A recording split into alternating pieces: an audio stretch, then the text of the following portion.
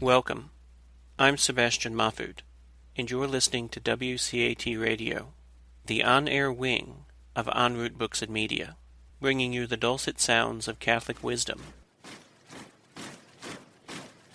To Living the Gospel of Life. I'm your host, Leticia Velasquez.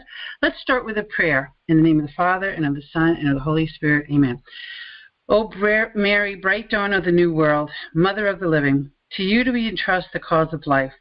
Look down, O Mother, upon the vast numbers of babies not allowed to be born, of the poor whose lives were made difficult, of men and women who are victims of brutal violence, of the elderly and sick killed by indifference or out of misguided mercy.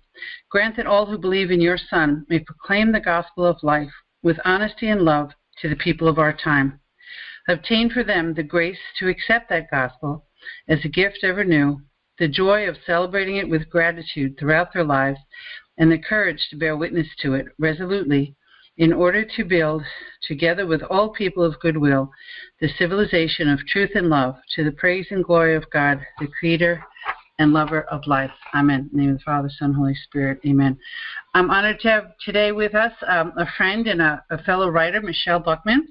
She's a Catholic novelist with 7 novels to her name, to her credit, one of which, Rachel's Contrition, won the Catholic Arts and Letter Award. That's the CALA Award. And another book, Turning in Circles, also won the CALA Award, and was a bronze runner-up for the Moonbeams Young Adult Children's Award.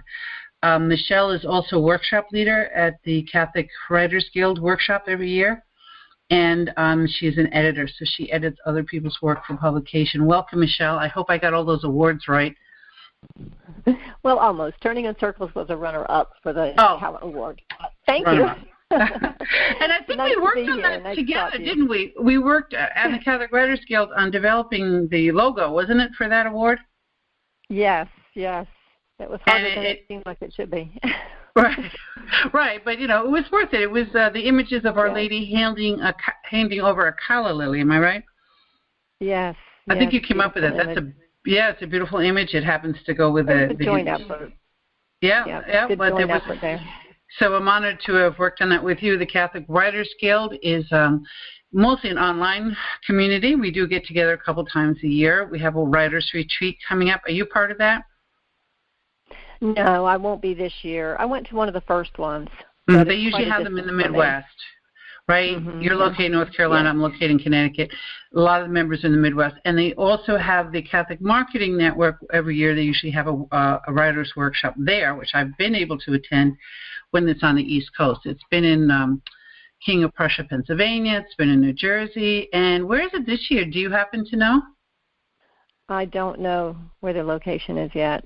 But it usually goes to Chicago. A whole new group of people. Pardon? Yeah, they have been in Chicago as well. But they're really excited about it this year. They're trying to get together some good workshops, and Laura Lauder, I think, is doing a lot of the work for it this year. So she's super excited about that. That's great. I learned an awful lot, and I met some wonderful people as part of the Catholic Writers Guild. You can submit a book there for approval that it is not.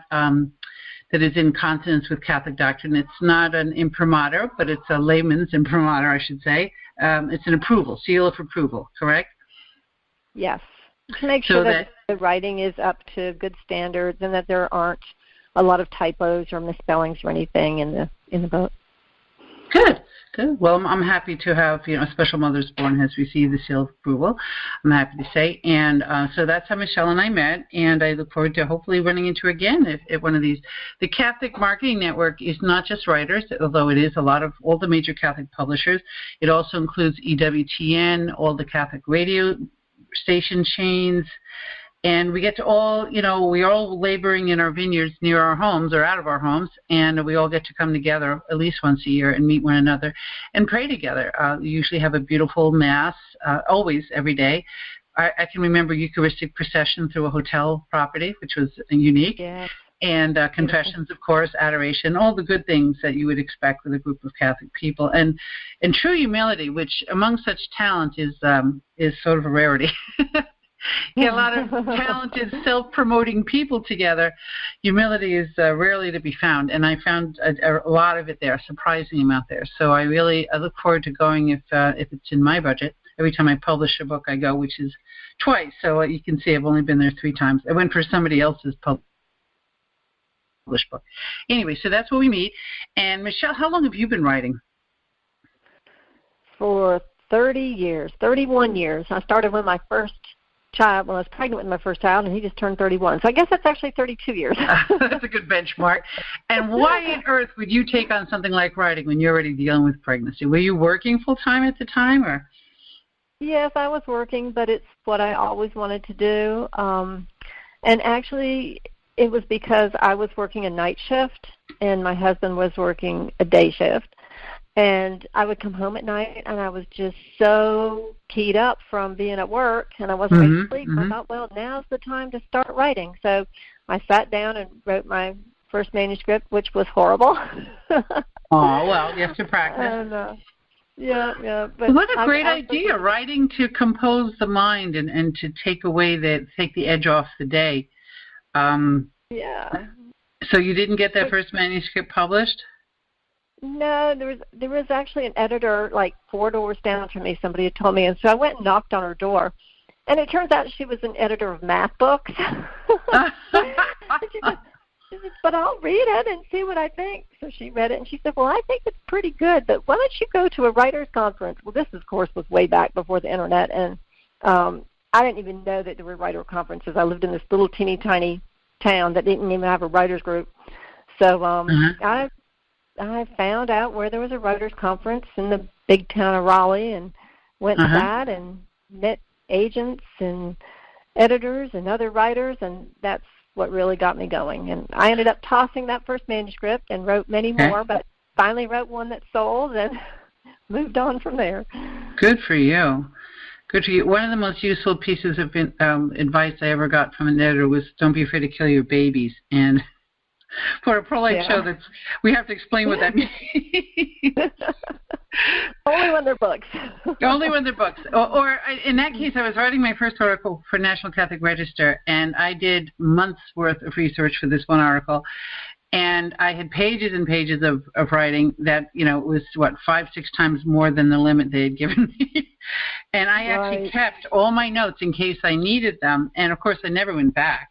But that's how much it hurt me to kill my babies, to realize that the message that you got across was more important than any individual piece of, in that case, it was information because it was nonfiction. And, it must have been good because it was one of their best-selling articles of all time. And the reason was, most read, I should say, is because it fell into the right hands. We had just been put on the Internet, and the link went to, it was about Down syndrome research, and the link went to the head of a Down syndrome research or Down syndrome promotion organization, a support organization.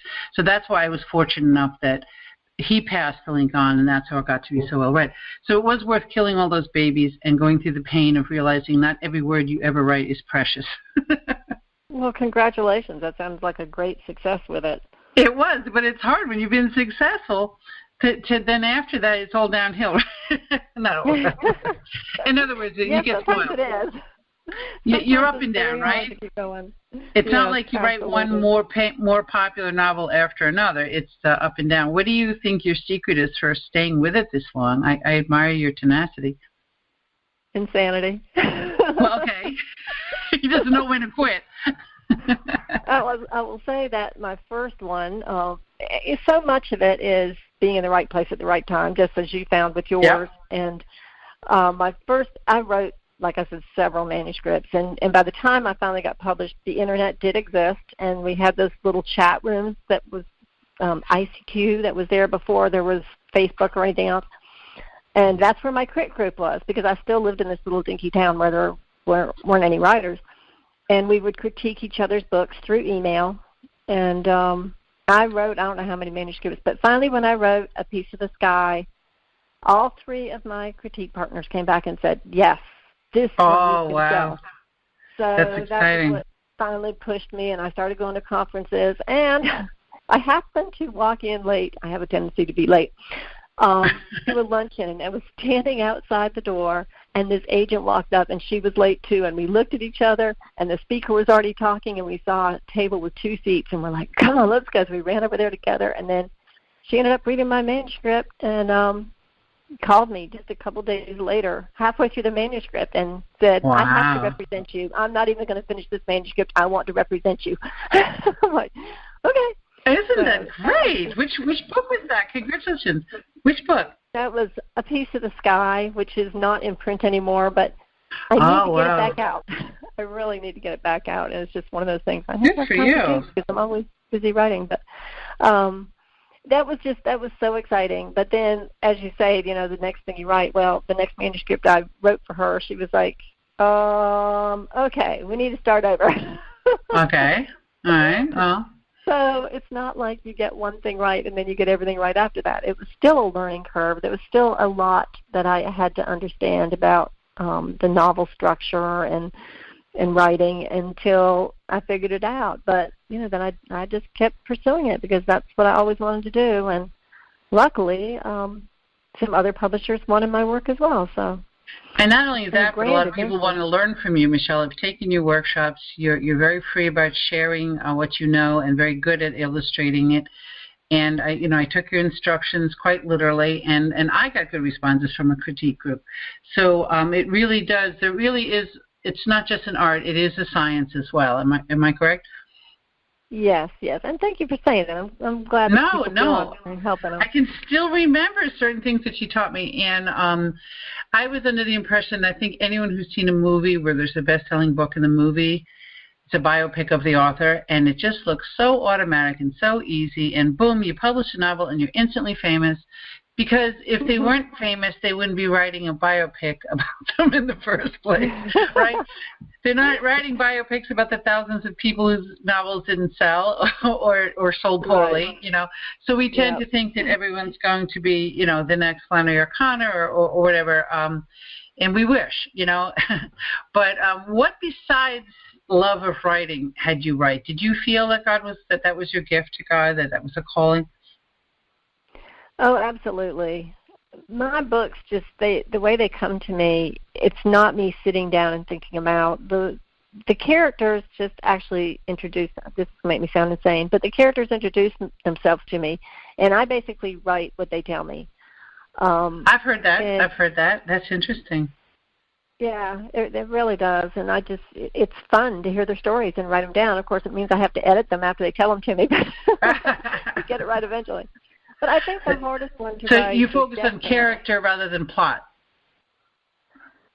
Yes, and I write really weird because I write the first chapter and I write the last chapter, and everything else I just write as it comes to me.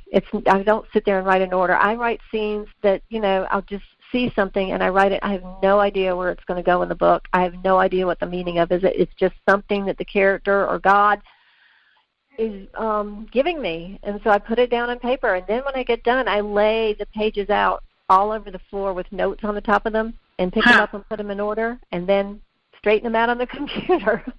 As if they were somebody else's book. That's really something. Yeah, it's not like I sit down and the whole story's there. It's never been like that for me. But it's cool that you have the ending, so you know where you're going to end up, you just don't know where you're going in between. Right. I don't know how we're getting there. I know where we start, and I know how we end. And that's the most important thing. It's sort of like our life, right? We hope we know where we're going to end up, in our Lord's kingdom. We do know where we started, and we don't know what's ahead, right? So we are sort of filling in our own story as you're filling in the characters in the books. And what would you say if you were talking to an aspiring Catholic novelist? What would be some of your warnings and encouragements that you'd give them? Well, the first thing is don't start unless you really want to do this and unless you really love the craft of writing, because it's hard work and it takes a long time, and you have to learn the skills. It's not automatic. There's very few people that sit down and just know how to do it from birth. So that's the first thing. Be really excited about doing it. The next thing is to not try to push your faith into the book. That never works. Faith should come through the characters. It should come through what's happening. It shouldn't be like, the point of this book is to make sure everybody prays. Well, if you start out with that kind of attitude, you're not going to have a book. You're going to have a lecture. So that's a huge thing to watch for. And then to have fun with it, to not be afraid to put the words on the paper, because you can scratch them out. You can delete them off your computer. You can change them. And there's an old saying that a book is never done until it's been printed, because you'll just keep seeing things that you want to change. Because you can always change it. Yeah. I self-published my first book, and I edited. I had a professional editor, and then once it cost money to edit, then I had more edits. And I was like, why didn't you do that before? Because I was responsible for the final edit. I didn't, and it was just cost me hundreds of dollars to do something I should have done before. So I learned the hard way. But edit, right? And can you believe that people used to do this on a typewriter?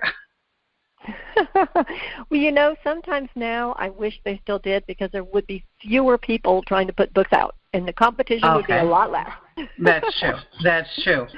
It would cost more, and the whole world wouldn't think they're all novelists, because we have a blog and we can be a writer. Then all of a sudden it makes us a novelist. You're right. It does cheapen it for those who really do have the skill and the ambition to get it through. What do you think characterizes Catholic novels from other novels, or do you think there's even such a thing as a Catholic? I describe you as a Catholic novelist, but do you describe yourself that way? No, not really. I am a Catholic who writes novels. Okay. And a lot of my books contain Catholicism, but in two of my books, well, actually the first three weren't with Catholic publishers. They were with Christian publishers. And here's how dense I was, because I had a New York agent with the very first book, that one I told you about, and she couldn't sell it in New York because it mentions God in it. And so she was really disappointed, because she ended up handing it to me and saying, you're going to have to take this to the Christian market. And I'm like, what? You mean there's a separate market for books that have God in them? So I mean, we were both really disappointed. And so I had to start all over again, finding an agent in the Christian market. And so that's where I published my first three books. After my first one came out, my agent got me a 2-book deal with another publisher, based, surprisingly, just off of a 3-page prologue, which was amazing. Wow. So I was in the Christian market, and then the next book I wrote was Rachel's Contrition. And my agent loved it, but when she took it to the Christian publishers, they said, we're not going to publish this. There's too much Catholicism in it. And, Rachel's Contrition does have Catholicism in it. But I didn't sit down and think, I'm writing this as a Christian, as a Catholic novel to be different. It was just this one really called for Catholicism to come through in it, instead of just, holiness and good moral decisions and things like that. Can you tell us a little bit about that book? That's the book that was #1 on Amazon. It was Amazon Women? Amazon women's fiction, yes. It's fiction. So that obviously is not a Christian market. That was before there were 10 million books or 10 billion books, however many are on Amazon now. But yeah, it stayed up there. And the funny thing was, I wasn't doing anything to promote that one, because I was in the midst of finishing up Death Panels.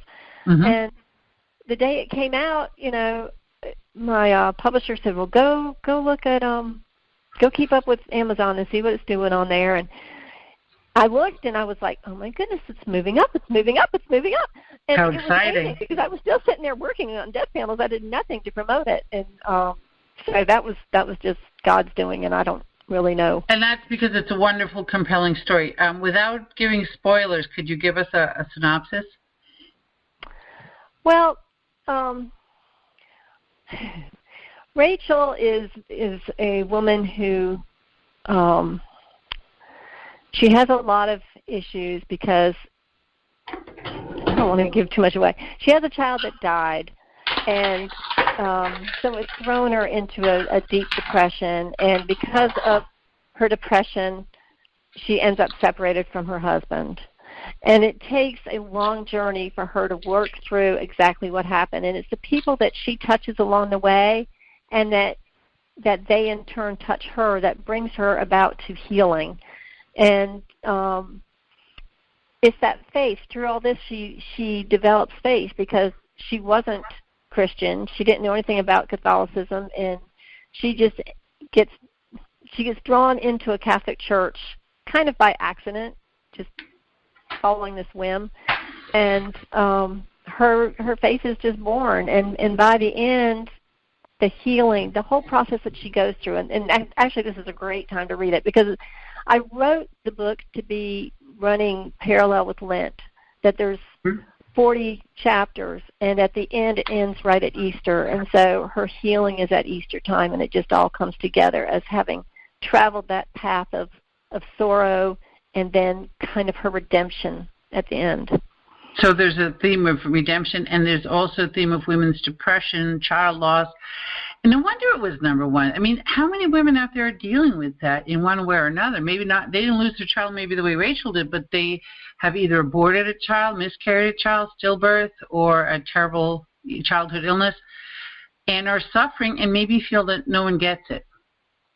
You know, no one gets their suffering. Well, and that's kind of what spurred it on. I have a relative whose child was stillborn, and we were very close, and we were having babies at the same time. And the really sad thing is I kept telling her that I'd set the bassinet up for my child, and I said, every time I walk by it, I feel like it's going to be empty. And she kept saying, no, it's not. That doesn't happen nowadays. And then my baby was born fine, and a few weeks later, hers was stillborn. Oh. And so just walking that path with her, and then I had two close friends at church that had similar things happen. One had a baby die, and one had an older child that died. And so it was all of this coming together, and I was like, I just have to write about this journey. I need to show someone going through this and help other women heal. And it's not actually for the women who go through this issue. It's for the people around them, so that they understand that mothers want to talk about their children, no matter what's happened to them. They want you to ask, say, I'm thinking about your child, or tell me about a happy day that you had with your child. Just something, because they have all that inside of them, and they really want to let it out. They want to express it. So that was the purpose of the story. Oh, absolutely, Michelle. Make readers aware of the pain. And I think that so many women were crying for that kind of knowledge, because I've lost 3 babies to miscarriage, and nobody wants to talk about that. And I couldn't even find a Catholic book about it, again, before the Internet. And then I became involved in running for the Register, and I got a book to review on miscarriage, which was very healing. But until then, there's nothing out there. So it's as if your child never existed. And that's the worst thing of all, isn't it? That your child, even if the child you never got to meet, that child still was alive and has an immortal soul. And you will meet that child, we believe, as Catholics one day. But in the meantime, to have the whole world treat you as though that child was somehow erased, because they're afraid of hurting you, I think, right? They don't want to dredge up the sorrow. Yeah. So they avoid it. That they're going to make you sad, and right. What they really want is to be able to talk about it and release those emotions. Right. Oh, that maybe they don't want to see you release the emotions either. It's a little bit of selfishness, because they may not be able to cope with it, or they feel that maybe you'll come unhinged, that you won't be able to deal with everyday life. But what they don't realize is that a woman who's lost a child is sorrowing in every moment in everyday life. It's almost a relief. It is a relief to talk about it and to have it come out. Yeah. And I just think you touched a great unmet need in there in the women, and that's why it struck a chord with so many. And probably could be many more books on that subject, because I believe, especially with abortion being something that women are not encouraged to talk about if they're suffering from it, that their sorrow is underground too, and it's causing them a lot of emotional and spiritual damage.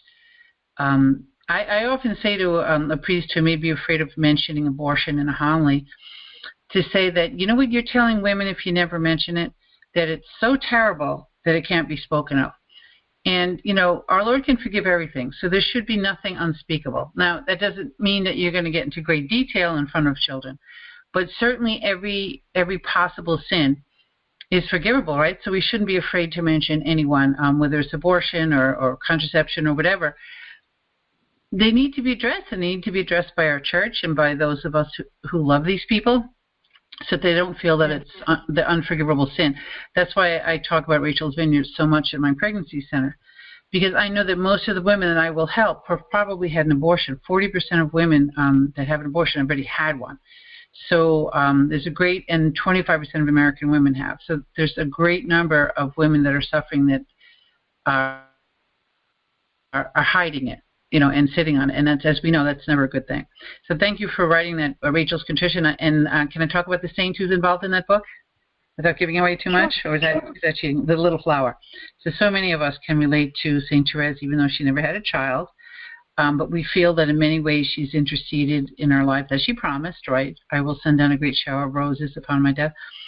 So she shows up in this book. So I think a lot of people who have that devotion or a sorrowing woman in their lives will find Rachel's Contrition very helpful.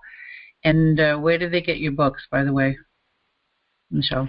Most Catholic bookstores, if they don't have it in stock, can order it. And, of course, you can always buy it on Amazon. You can buy everything on Amazon. That's right. That's absolutely right. So, right. But if they want to give you more, don't you get more credit if it's off your website? No, I don't actually sell them on my website. Okay. All right. So you can go through Amazon. I always want to give the author the best amount of royalty that he or she can get. And so let's talk about Death Panels. That's a novel I became involved with a little bit because I have a daughter with Down syndrome. I think you needed some tips on babies with Down syndrome or something, some kind of technical advice. Probably so. Not writing advice, but just something that you want. It's been a while. I can't really. The baby's not the protagonist, but there's a baby with Down syndrome is the central figure in the book. Yes, it is. You want to tell the story as much as you can without spoiling it? I'm afraid to do it. I'm afraid I'll go too far. Sure. Well, I'll tell you exactly how it all came about. It might turn some of your listeners off, but I used to listen to Rush and to Sean Hannity all the time, and I still do on occasion. And piecing together everything back when when Bill Clinton was running for president and then got elected, and they were talking about health care. And the more I listened to it, I was piecing together all these things and fast-forwarding of where this was going to go. And to me, it became very obvious that their whole point was going to control who lived and who died. And to that end, when children with Down syndrome or any other problem were conceived, that they would be abruptly aborted. And so I took these ideas and I pushed them to what I thought was the limit of taking it to the point that if a baby was born and they realized it after it was born, that they would euthanize it. This is supposed to be far-fetched. And then we look at New York and Virginia this year, and I'm just walking around just astonished because, my book was supposed to be far-fetched. This is not supposed to be happening. Now, the book goes even farther in terms of children can be given away by their parents to the government to be not necessarily institutionalized, but to become government property to use for war or whatever means they want to. That's how you surrender them if you no longer want to take care of your children. And that just everything just being very controlled. A lot of the other political things that are going on nowadays in terms of gender and lifestyle choices and not getting married, only having civil unions, and every odd thing that you can name nowadays, I have in this story. And that's why it just astonishes me that so much of it has come through. You remind me of Fulton Sheen. When I read some of his writings and work from the TV show, I'm like, you sure that man's dead? It sounds as though he's looking over our shoulders. But he just saw it coming further down the road when the rest of us thought everything was wonderful. When you start taking, as Dr. Jerome Lejeune said, you take sex out of marriage, you take marriage away from sex, you just take it all apart. You take the baby out of sex, you sort of take it all apart. and we can make the baby here in a test tube. We don't need parents. I just read a disturbing article of two gay men that were married, and one of the gay man's sisters donated an ovum, eggs, and they combined it with the other gay partner's sperm and then inserted it, implanted it in the womb of the mother. The grandma had her own grandchild. It just blew, and she was 60-something. I was like, okay, this is really, reaching the limit. Oh, we like to think it's a limit, but, for now. What? That poor child. Talk about a family tree. This is a family like wreath. It's all intertwined. And it's all because the baby has become customized, and the baby has become as an accessory, right? The baby does not have rights under God to a mother, a father, and a loving family that will be there until death do us part. The baby is a commodity. This is something that I want, and I have the technology, and I have the money, and I have the willing donors, so I'm just going to go ahead and, make my own. And it's just, it's really doing a lot of damage to our society. We have no idea now, but down the road we'll see, and hopefully we'll have the brains to we have an idea. We have an idea. We know, how bad it's going to get. And the question is, why are people not reacting more to it? That's the astonishing thing. Why are people not up in arms and screaming and saying stop? Because I think they're the advocates for this sort of breeding, I guess you could call it, or that are against the anti-family, I guess that's the best way to say it. They want to couch it in terms of phobia, right? You're homophobic, transphobic. They throw a phobic on it, and then you're afraid to comment because you have seen other people that have said things like this being shamed. You've seen them being denied tenure in universities. You've seen their books not get sold. Like in New York, you can't have a book that says God. Well, imagine a book that speaks, in favor of traditional marriage. You think that's going to gain traction in New York? So people are afraid of the social stigma. And then I think they're afraid that down the road it will become more than a social stigma. It will become illegal. Look at the parents that have lost children because talking young children, 8 years old, decide they want to be transgender. Now, where did that come from? Certainly didn't come from the parents. It obviously came from the schools. So not only could you get in trouble if your child says that, he or she wants to be the opposite sex and mom won't let me, you can lose your child and go to jail. Wasn't somebody, Caroline Farrell is a journalist in Britain. She was threatened with jail time and a fine for misgendering somebody that I believe she was interviewing. It's confusing, Michelle. If I have to guess the gender of everybody I see, and if I get it wrong, there's a huge penalty, I'm going to be afraid to talk to anybody. Well, and see, that's kind of the point. You control the language, you control everything, right? And that's right. And that's why writing is so important, because it creates its language and it creates a culture within the book.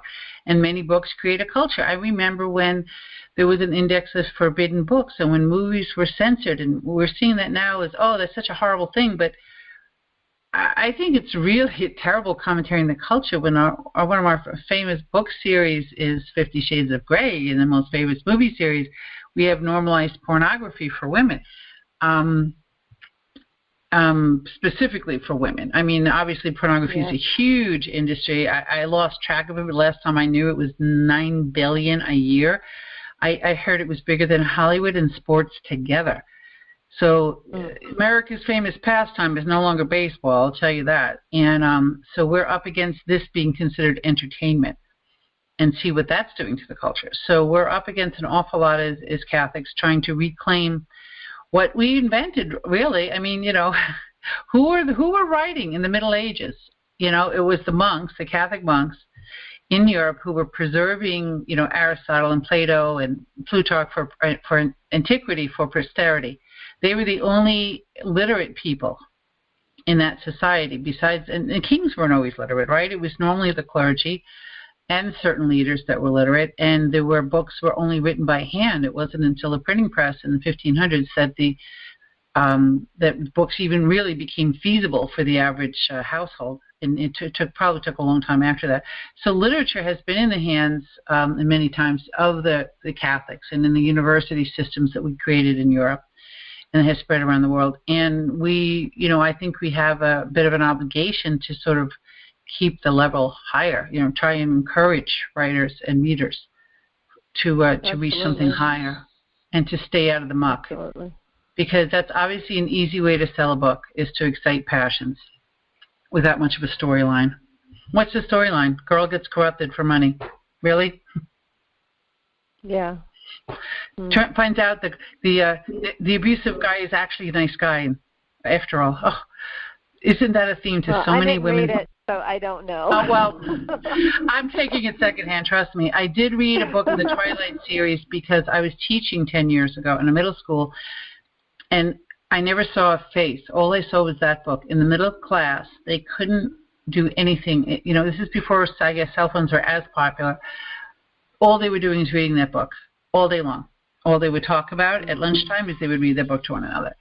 And I said, what is so cool about this book? I said to my 13-year-old students, and they said, the cool thing is it's not sex because it's not really overt. Anyway, the cool thing is he can kill her at any moment, and that is so exciting. I'm like, what? Exciting? It's exciting, yes. It's edgy. It's edgy. He kind of wants to kill her. He loves her, but he wants to kill her in sucker blood. And I'm like, oh, my goodness, what is wrong with us? And isn't that a sort of sick distortion of what romance should be? And why is it so attractive to these young women? In a Catholic school, mind you. In a Catholic school. And I criticized it, and I almost lost my job. One of the girls' mothers was hysterical about me criticizing her daughter's favorite book after all she's reading. And then the principal didn't want me upsetting the parents, and it was a nightmare. So, yeah, I've seen enough garbage out there polluting our minds and wildly popular to say, let's get some good, especially young adult literature, into the hands of children that's not dark. Good luck with that, right? You ever walk through a children's young adult section in a bookstore? Yeah. Well, I'm working on an idea right now. This time I'm trying my hand at a screenplay instead of a novel. Mm-hmm. Good. That has enough darkness. Of course, my books all have darkness, but they all turn good. Well, it's not darkness per se. It's darkness that's worshipped, or darkness for its own sake, or when Bella, everybody knows, Bella becomes a vampire. So it's giving in to the darkness that bothers me. And mine I know is the opposite. Flannery O'Connor was plenty dark. I mean, a lot of Catholic novels are dark, but it's coming to the light. Or at least realizing that you should have come to the light. Or at least acknowledging light is good. I will say there's a lot of sappy Christian and specifically Catholic novels. A lot of sappy, and people complain about that. My books are not sappy, as you know. Nope. They have a lot of faith in them as you go through them, but only where needed. And it's about darkness and coming through the darkness. Mm-hmm. But the thing I'm working on now, I think, has that same edgy darkness that attracts people to some of those other things. And it was an idea I had when I first wrote Death Panels, and I took it out because I thought it wouldn't work because it involved demons, and I thought that would be a real turnoff. But I think not anymore. Yeah, I think today's society, they look for that stuff. So we'll see how this one comes along. Michelle, why do you think they're looking for that stuff? Why was The Exorcist this runaway hit in the 70s that sort of defined a whole new genre, right? I would call it like demon movies, exorcist movies. It's like a whole genre of film now and writing. Well, I would say it's Satan. Okay. You'll pull them in, and it builds on that. I don't know, the lure of the unknown and some underlying power that they don't understand and they want. They want power beyond the material world. I found that as a 9-year-old, I was Catholic, but there was a lot of occult in the 70s, and especially where I lived. There was a coven, and there was supposedly satanic murders and witchcraft and all that, and I was just fascinated with it. And at Girl Scouts, believe it or not, we got involved in that. Seances, remember the Ouija board and the seances? They were considered parlor games. So I think a lot of young people are getting involved with that. They're curious. They wouldn't mind a little more power than they have over their lives, and I guess they don't have faith that they can get that through God. they can't get in touch with the spiritual through God. They haven't either had it modeled or modeled properly in their lives. They're not feeling it, so they'll try the other side. And with those results, it definitely, like I said, I tried the Ouija board. Then later I found out that wasn't such a great idea, and it was a Christian, a born-again Christian, who had me throw mine out.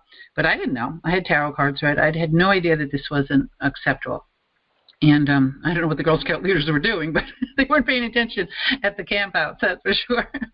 And anyway, so I do think there's a lot of that too. And I just started watching a movie last night and just left in disgust because the plot was abandoned for graphics. The Nun. Oh my goodness! Yeah. It looked like a premise, and then all of a sudden, all these gory nun bodies, appearing out of nowhere. I'm like, really?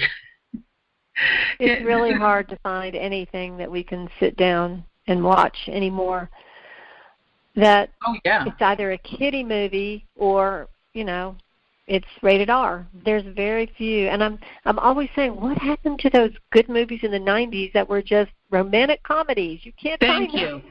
Thank you. My daughters know them all because when we're looking for something to watch together, I'm not into superheroes particularly, and that's another whole thing that's huge. I don't want the gore or the sex for sure. So, we're going back to the 90s, and there's only so many. And I'm like, why is this not? I think it's because a lot of them end in marriage, and that's not where people envision themselves going anymore. Don't they? A lot of them end at the altar. The girl gets the guy or vice versa. And the love triangle. We've been doing the same thing. We've watched them all over again, and it was like, those were great movies. They were entertaining, and they don't make them anymore. So. No, it's interesting, and I wonder if it's because people aren't interested or Hollywood thinks they've gone beyond that. A lot of times Hollywood doesn't know what people like The Passion of the Christ was a good example. A movie in a foreign language that's rated R? Are you kidding me? Who's going to go see that? Well, it was one of the top-selling movies of all time, and now, thankfully, they have a sequel. I found out that at the Catholic Marketing Network. I ran into somebody who knew Jim Caviezel, and that was exciting news years ago, that there was going to be a sequel. But, I do think that it's a good thing that we can do independent filmmaking so that we can do things like Unplanned, which I'm very involved with promoting right now. That is, with a movie telling a story about what really happens in Planned Parenthood has about as much chance of reaching typical Hollywood studios as a snowfall in July, right? Yeah. It's being made because it's being privately funded. So do you want your script to go mainstream? Do you have hopes for that? I would have hopes for it doing anything. If anybody out there has any contacts, let me know. Okay. No, it needs to be seen, and it strikes me as that it's good to see EWTN, which is my go-to Catholic network, expanding into fiction a little bit. They do have sane stories on Saturday nights, which I appreciate, most of them made in Italy. But they're expanding into a little bit more fiction. I don't know if you've seen the series where they bring back characters from the past. I forget what it is. It's like it's sort of a debate. Like they did have Flannery O'Connor, they had Ayn Rand, and they had different characters in the past debating in character, and it was really interesting.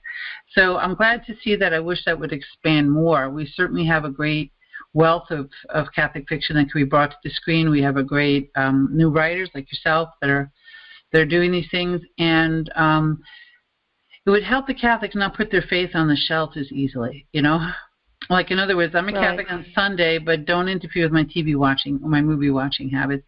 And we don't realize how influential a film can be in shaping our worldview.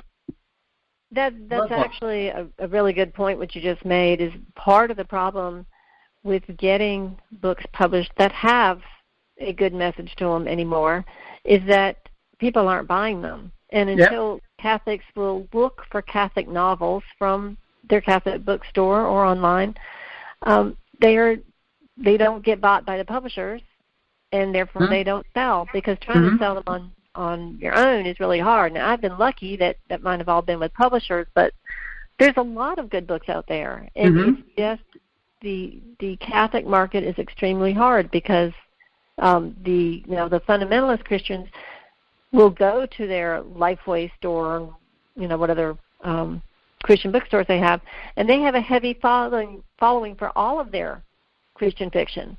but Catholics aren't doing the same, and so it makes being a specifically Catholic writer much harder because we can't sell our Catholic books in most Christian stores unless you have some exception. Do you have a theory on that, Michelle? Why Catholics don't buy Catholic fiction? Because I think that Catholics will read anything and filter out what they don't like, whereas fundamentalist Christians have been raised and preached to about only reading what is within their faith. That's my theory. Okay. Because, I mean, I do the same thing. I can read a book, and if there's bad stuff in it, I just don't pay attention to it, or I skip that part or whatever. But I still, I read a lot of secular fiction from good writers, and I enjoy that. But I think that Catholics just aren't aware enough about how much good Catholic fiction there really is. All right, well, I'm glad to help raise awareness of that. And we have to remember, even in Catholic filmmaking, we have Alfred Hitchcock, a Catholic director, and he certainly can't be called, sticky sweet by any means. He was great with drama and horror, and horror can be in a truly Catholic genre if it's done right. We should have horror of what's truly horrible, right? Of what's truly demonic. True. Instead of having horror in the other sense of just scary things popping out of closets. I mean, really, we can do better than that. And I think it's great that you're going towards the dark side in that sense, in that darkness for what should be dark. I remember seeing the trailers for Harry Potter and Lord of the Rings side by side, and I said they're both about these other worlds and but one leads you towards the light and the other doesn't. And exactly. J.K. Rowling has famously said, "They're not my children," when people were worried about the influence of the books and on people. And now we're finding out the two of her characters who are intensely gay, as she describes it. And I'm like, well, you see. Not that everybody who reads that is going to hell. I'm not saying that, but I'm saying you have to be careful of how your mind is shaped. I remember reading books. Now that I look back as a young adult, I can see how it influenced me in a bad direction. I actually like G.H. Lawrence. I learned to like him in school, but then when I read Lady Chatterley's Lover, that was a forbidden book in banned book, right, in many societies. And I was like, what's the big deal? Because society had influenced culture so much that I didn't see what was wrong with a book that was glorifying adultery.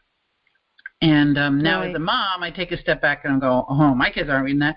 But I didn't have the judgment to rule out the bad. You don't always have it. Our consciences aren't that sharp anymore. We're not using them enough to say, maybe I shouldn't be reading something that glorifies something that I consider a sin. Maybe that's not such a cool idea. It may be beautifully written. You see a book that's doing that, you quit reading it, and that's right. That's right. And very few recommend it to other people. And Catholics don't.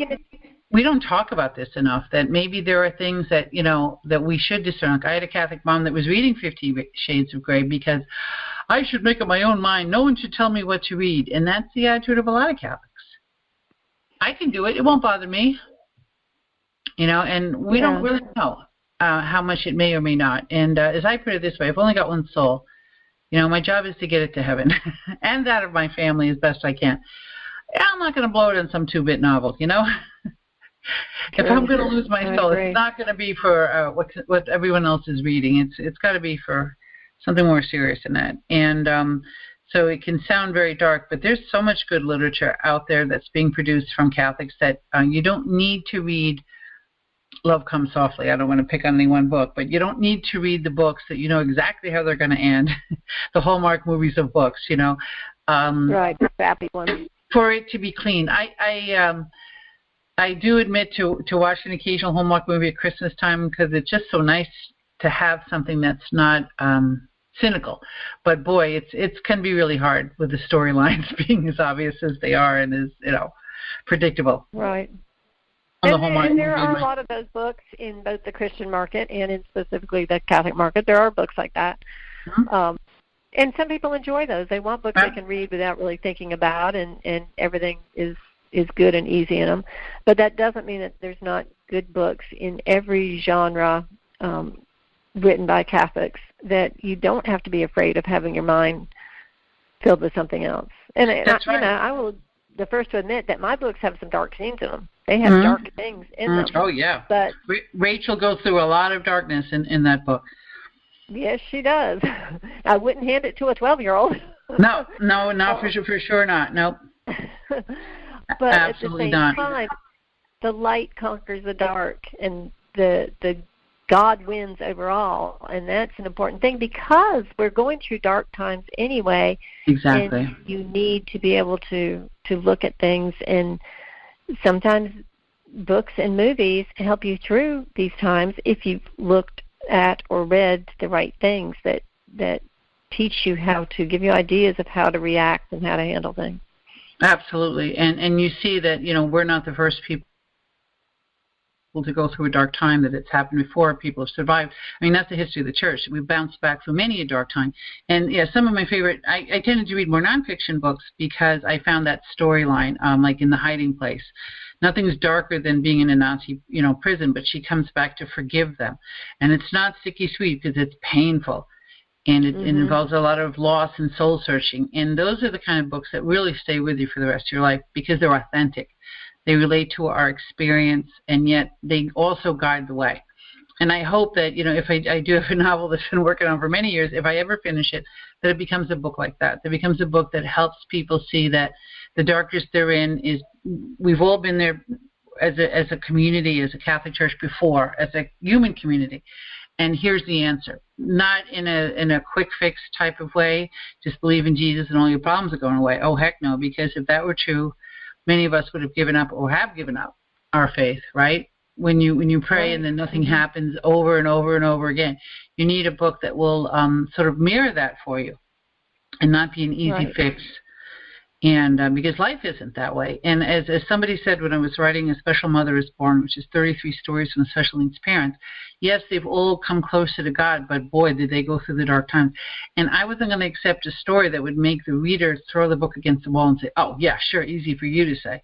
I was trying to avoid that because I didn't want them to feel abandoned if they've given in to despair, at a child who died or a child with very, very difficult needs. I didn't want these parents to think that we were smug and offering a pat solution. And we were saying, I've been there, the Lord's got me out of it, and if you want to know how, here you go. And here's how it happened for me. And even not saying this might not work for you. I know the Lord will work for you, but the way I came out of despair may not be your way out. But be assured that there is a way out. And I think that sort of speaks more to the modern psyche than a lot of the overly sweet books. Like I said, if people want to read that, they want to watch Hallmark movies, obviously there's a market for that. But I was sharing with you before we got on the air about a Hollywood producer, Larry Thompson, who produced Amish Grace, which is the true story of the Nickel Mines school shooting. Well, it wasn't a shooting. I believe he stabbed the children. The milkman. The American milkman who was known to the Amish community suddenly showed up at their schoolroom and started to kill little girls and then committed suicide. He had intentions perhaps to even sexually abuse them, but fortunately that didn't happen. Horrific, innocent little girls in dresses in a tiny little schoolhouse in the countryside. And yet the Amish, forgave the man and came to his funeral. And what could be darker than that? And yet that was the #1 movie of all time on Lifetime Movie Network. Again, not a network you think would be terribly deep. And he was surprised. Yeah. In fact, Hollywood was surprised because they didn't expect much. But I think somehow the forgiveness was a theme that people found incredibly compelling because it's because the real emotions. It's real raw emotions. Real emotions, and that's what. And it's a real situation, and they know it. They know it's true, so they can't have that "oh yeah, sure" factor. Oh yeah, the guy's going to forgive. That's hokey. It really did happen. The Amish walked over the hill, and there's a very powerful scene in the movie. They walked over the hill in the cemetery so that the mother, the wife, the widow, was not alone at the gravesite. And interesting, she was the mother in Bella, in the movie Bella. She's Tabby Blanchard. So it was very interesting that she was Bella, and then she was also, for me, who loved that one movie, it was really interesting to see her in another movie who's playing a similar role. But anyway, so sometimes Hollywood needs to be told what people want to see, because it can't be that we want to see nothing but gratuitous violence and sex all over the place, and no soul, no caring, no just guts for the sake of guts. Come on, people. We're better than this, Well, we hope we are. Well, we may not be as hopeful as we were, but certainly I have hope that your screenplay can come to the screen, and I hope we can find a connection. And I hope that people that are listening will consider buying a Catholic novel. You can go to the Catholic Writers Guild website. That's a good place to start. There will be many Catholic novels there, again, that have had the Catholic Writers Guild seal of approval, so they're not schlocky, they're not poorly written, and there are no mistakes in them, and they're not pulling away from Catholic beliefs. And Michelle Buckman, give us your website. It's michellebuckman.com. MichelleBuckman. All right, .com. And my books are listed there, and there's links from there to Amazon. To buy them. And I look forward to reading more of them myself. I appreciate your time coming to tell us that. Any words of wisdom for an aspiring Catholic writer? Would you tell them you told them they have to love their craft and be dedicated. How about books? Should they be reading a lot of good books? You have to read a lot of good books to just the essence of how to write will kind of soak into you. And as you read, you need to mark. When you get caught up in a novel, go back and mark and see what it was that got you so caught up in it. And when you come across a beautiful phrase that just speaks to you, highlight it. Mark your books up everywhere with the stuff that really I never thought of that, marking up a novel. Of course you can. It's your book. That's a great, except it's a library. All the way through. Then take a picture of it. I have always written, when I write, I keep more at the beginning than I do now, but I would have all my favorite novels piled around me. And whenever I got to a section I wasn't sure how to handle, I would pick up all my novels and look through them and say, well, how did they change scenes here? And how did they make that character stand out here? And I would just study their writing. And the other thing to do is to go to conferences, because networking will boost your morale, and very many things in life are who you know and meeting the right people. That's right. Right people like you, how you inspired me, right people who can help you get published, right people who can give you the encouragement you need and the fellowship you need. That's definitely important too. And I wouldn't have published anything if it weren't for Catholic writing, although my books are nonfiction. I hope to move over into the fiction world one of these days.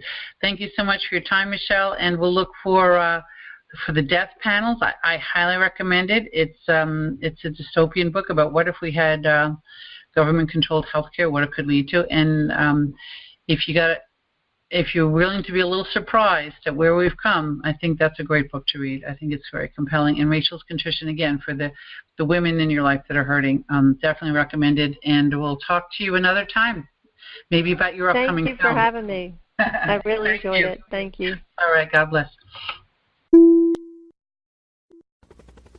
We hope you enjoyed the program and will join us back for another show on WCAT Radio. This is Sebastian Mahfood. Good day.